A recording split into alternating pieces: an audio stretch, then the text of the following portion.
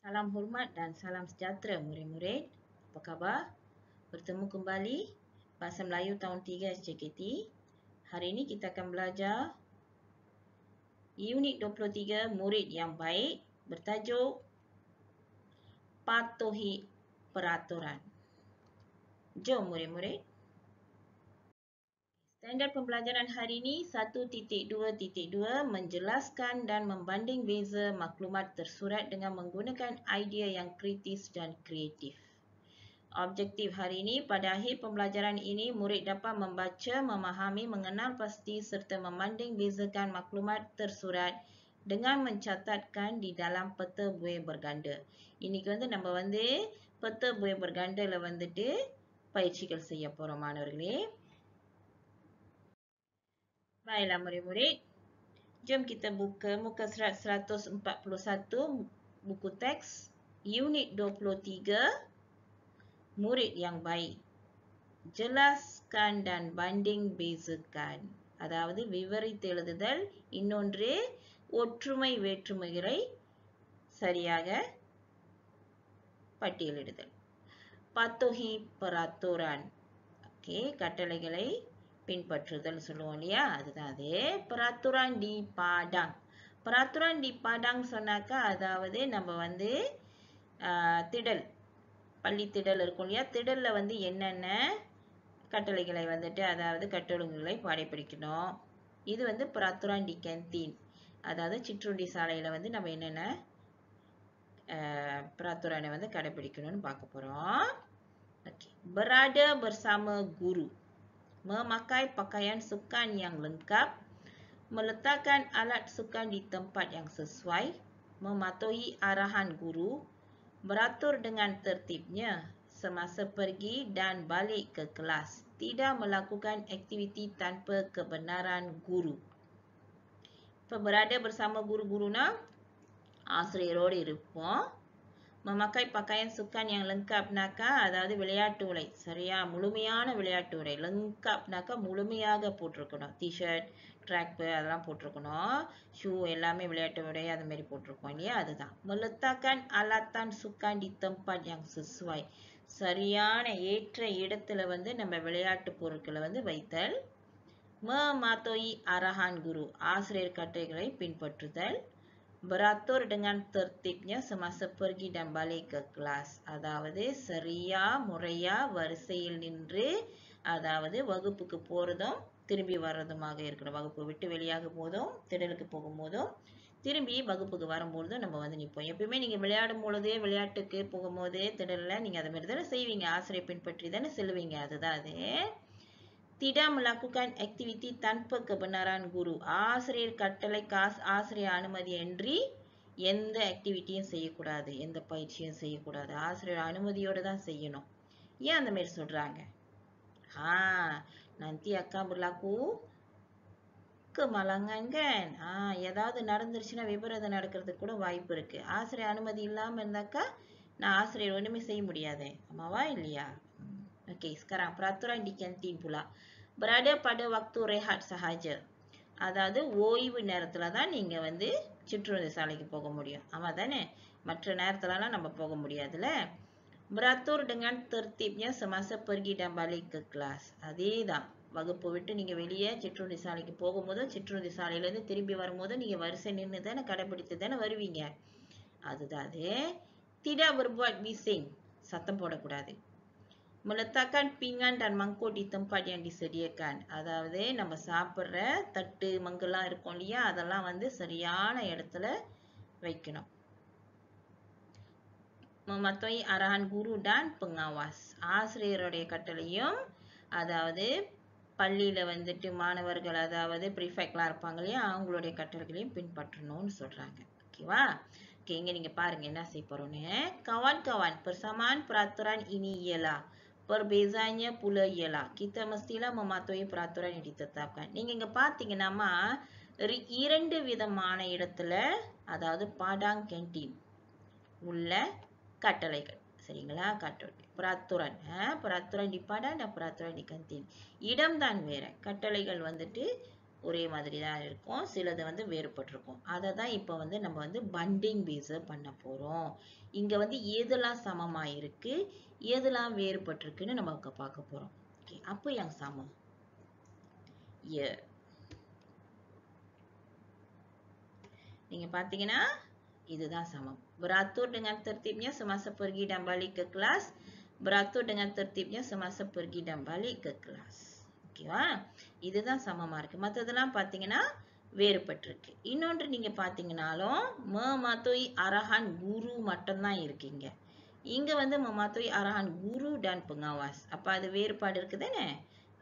இப்போ வந்து நம்ம வந்து என்ன செய்யிட்டோம்? persamaan கண்டுபிடிச்சிட்டோம். மித்ததெல்லாம் perbezaan. memang ada beza. எல்லாமே மாற்றம் இருக்கு. சரியா?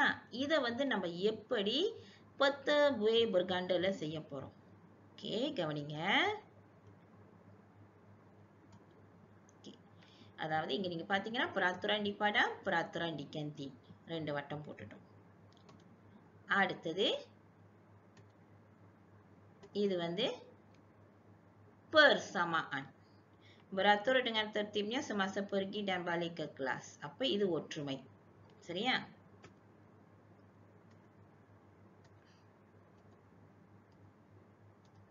சரி, இங்க நீங்க பாருங்க. Mematuhi arahan guru.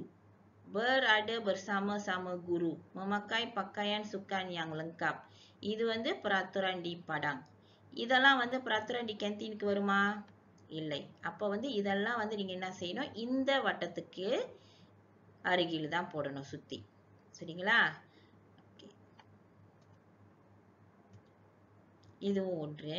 Tidak melakukan aktiviti tanpa kebenaran guru. அடுத்தது பாருங்க. Okay. Cuba lihat.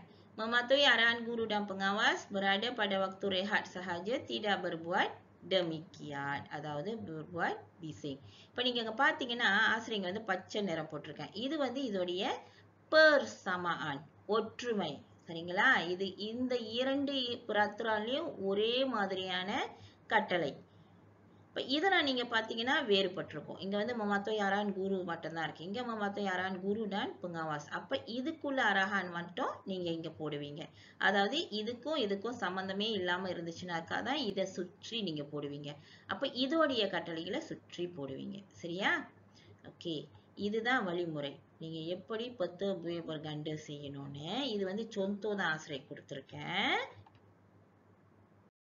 Baiklah murid-murid, jom kita latih diri ya. Tulis persamaan dan perbezaan. Ini பாருங்க ரெண்டு gambar இருக்கு. Jian Ying berumur 8 tahun. Dia tinggal di Taman Cempaka. Jiran-jiran Jian Ying terdiri daripada pelbagai bangsa. Mereka peramah dan baik hati. இங்க பாத்தீங்கன்னா Ramesh berumur 9 tahun. Dia tinggal di Kampung Bahagia. Jiran-jiran Ramesh terdiri daripada pelbagai bangsa. Mereka peramah dan baik hati. Okay, இப்போ இங்க நீங்க பார்த்தீங்கன்னாக்கா இது வந்து peta buih berganda. இது வந்து Jian Yi. இது வந்து ரமேஷ். சரிங்களா? அப்ப இங்க வந்து நடுவுல இங்க இருக்கிறது வந்து நீங்க பாத்தீங்கன்னா இரண்டு படத்துக்கும் சேர்த்து கோடிட்டு இருக்காங்க. அப்ப இந்த இரண்டு, அப்ப இங்க வந்து இரண்டு persamaan இருக்கு, ஒற்றுமை இருக்கு. சரிங்களா? வேற்றுமை, வேற்றுமைனா இது வந்து ஜியானியை பத்தி, இங்க வந்துட்டு ரமேஷை பத்தி தான் இருக்கும். இங்க வந்து நம்ம வந்து ஜியானியை பத்தி எழுத முடியாது, அல்லது இங்க ரமேஷை பத்தி எழுத முடியாது. இங்க ஒற்றுமை, இங்க அவங்களுடைய வேற்றுமைகளை தான் எழுதுவோம். சரியா? சரி, இங்க நீங்க பாருங்க. berumur 8 tahun. Okay, Jiani berumur 8 tahun. சரிங்களா? இது tinggal di Kampung Bahagia. இவரு தான் tinggal di Kampung Bahagia. அவரோட கொடுத்துட்டாங்க. ஓகே, இப்போ வந்து நம்ம வந்து persamaan என்ன இருக்குன்னு பார்ப்போம். பாத்தீங்களா? Jiran Jiani terdiri daripada pelbagai bangsa. இவரோட ஜீரானோ terdiri daripada pelbagai bangsa. அப்ப இரண்டு பேர்த்தோடைய ஜீரானும், அதாவது அண்டை வீட்டாரும் வெவ்வேறு இனத்தை சார்ந்தவர்கள். அது ஒரு ஒற்றுமை. அடுத்தது பாருங்க. Mereka peramah dan baik hati. Mereka peramah dan baik hati. அவங்களுடைய ஜீரான் ரெண்டு பேர்த்தோட ஜீரானும் memang peramah dan baik hati. அது ஒரு ஒற்றுமை. சரிங்களா? அப்ப எப்படி நம்ம செய்வோம் ஒற்றுமை? எஸ், இப்படிதான் எழுதுவோம். சரிங்களா? இங்க பாருங்க. Jiran-jiran pelbagai bangsa, peramah dan baik hati. அப்ப ஒற்றுமை இங்க எழுதிட்டோம். சரி. இப்ப வந்து நம்ம வந்து வேற்றுமை பார்க்க போறோம். இவருக்கு வந்து 8 tahun. இவருக்கு நீங்க பாத்தீங்கன்னா எவ்வளவு? Ramesh berumur 9 tahun. சரிங்களா? அப்புறம் நீங்க இங்க பாத்தீங்கன்னாக்கா இவர் வந்து தாமான் செம்பாக்கால இருக்காரு. இவர் வந்து kampung bahagiaல இருக்காரு. அப்ப tinggal di taman cempaka Gianiக்கு வரும். அடுத்தது நீங்க இங்க பாத்தீங்கன்னாக்கா berumur 9 tahun. தெரியுங்களா வித்தியாசம்? இப்ப இங்க நடுவுல தான் நீங்க வந்து இந்த இடையில தான் வந்துட்டு இந்த இரண்டு படத்துக்கும் ஒற்றுமையை தான் நீங்க எழுதுவீங்க. எத்தனை ஒற்றுமை இருக்கோ அது வந்து இங்க சென்டர்ல வரும். சரிங்களா? இப்ப 3 இருந்தா 3 வட்டத்துக்கு போடுவோம். நடுவுல சென்டர்ல போடுவோம். இங்க மேல ஒண்ணு கீழே ஒண்ணு போடலாம். அதுக்கப்புறம் அந்த வேற்றுமையை அவங்கவங்க இதுல போடுவோம். விளங்குனதா? Baiklah murid-murid, cuba lihat latihan hari ini muka surat 68 dalam jilid 2 unit 23 murid yang baik aktiviti 1 lengkapkan maklumat. இங்க பாத்தீங்கன்னா இரண்டு peraturan கொடுத்திருக்காங்க. அதுக்கு ஒற்றுமை வேற்றுமை கொடுத்திருக்காங்க. ஓகேவா? ada persamaan dan perbezaan. Jadi murid-murid kena teliti ya membuat perbandingan ya, berbanding-banding beza ya. Lepas tu murid-murid kena tulis. Dalam peta buih berganda ini persamaan peraturan. இதுல எது ஒற்றுமை? ஒற்றுமையை மட்டும்தான் தேடுவீங்க. முதல் ஞாபகம் இருக்க ஆசிரியர் என்ன சொன்னேன்னு ஞாபகம் இல்லைன்னா மறுபடியும் ஆசிரியர் சொன்னதை நீங்க பார்த்து கவனமா கேட்டுட்டு அப்புறம் செய்யுங்க. சரியா? இங்க வந்து நீங்க என்ன செய்யணும்னா முறை kena tulis persamaan peraturan. இது வந்து peraturan semasa di makmal komputer, peraturan semasa di bilik darjah. அப்ப இந்த ரெண்டு peraturanக்கு உள்ள ஒற்றுமையை மட்டும்தான் எத்தனை ஒற்றுமை இருக்கோ அதை நீங்க எழுத போறீங்க. சரியா மாணவர்களே?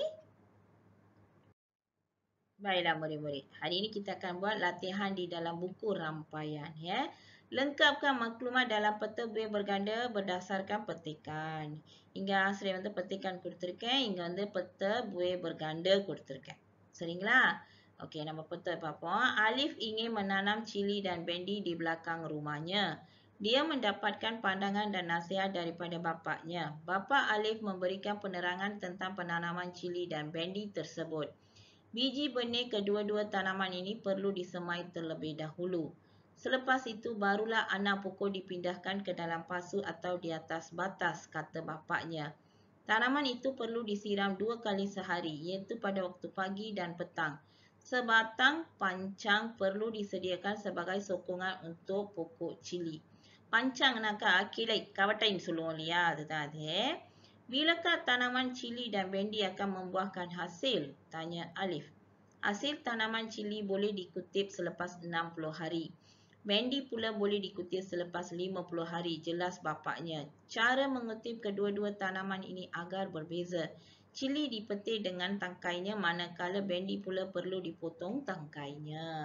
சரி, இங்க வந்து நீங்க பாத்தீங்கன்னா ஒரு மிளகாய் செடியும் ஒரு வெண்டைக்காய் செடியும் நடும் முறையை வந்து கேட்குறாங்க. சரியா? அதை வந்து எப்படி நடுவது, அங்கே எங்கேயே இருந்து பயிரிட்டு எப்படி அடுத்தது நம்ம பெரிய பாசிக்கு மாற்றணும், அதுக்கப்புறம் அதை வந்து எப்படி பராமரிக்கணும், அதுக்கப்புறம் அது வந்து எத்தனை நாள்ல வந்து விளைச்சலை கொடுக்கும்னு சொல்றாங்க. சரியா? அப்படி இங்க பாத்தீங்கன்னா சில்லி வந்து 60 நாள், பெண்டி வந்து 50 நாள் அப்படின்றாங்க. அதுக்கப்புறம் நீங்க பாத்தீங்கன்னா மிளகாயை வந்து நம்ம வந்து அழகா பறிக்கலாம்.